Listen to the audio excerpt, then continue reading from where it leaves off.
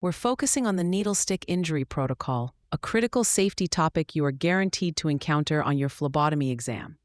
The exam will test your ability to recall and prioritize the correct sequence of actions in this high-stress situation. The very first step, and often the correct answer for the what to do first style of question, is to immediately wash the puncture site with soap and running water. The exam might try to trick you with options like using alcohol-based sanitizer or bleach. These are incorrect as they can be too harsh on the wound. The next critical action is to encourage the wound to bleed, but it's vital not to squeeze or milk the area.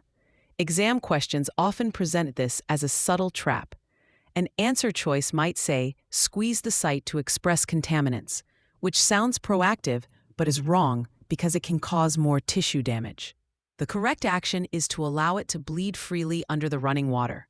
After initial first aid, the protocol's urgency continues with reporting.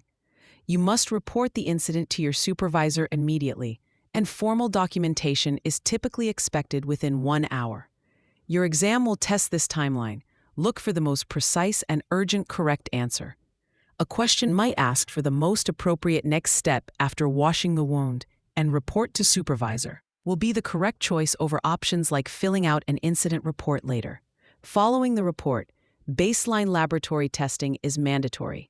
This is a major area for exam questions. You need to know that blood must be drawn from both you, the phlebotomist, and the source patient if known. The standard baseline tests are for HIV, hepatitis B virus, HBV, and hepatitis C virus, HCV.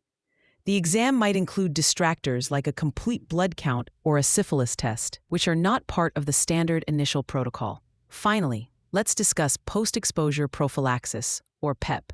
For potential exposure to HIV, starting PEP is extremely time-sensitive. The optimal window to begin medication is within 2 hours of the injury. An exam scenario might describe a needle stick from a source patient with a known history of HIV and ask for the most critical action.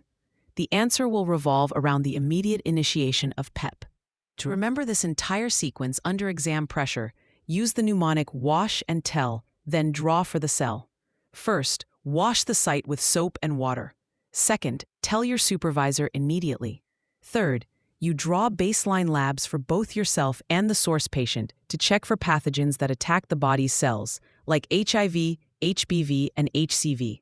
For free practice questions, AI-powered explanations, and more exam prep tools, visit openexamprep.com. That's openexamprep. All one word, .com.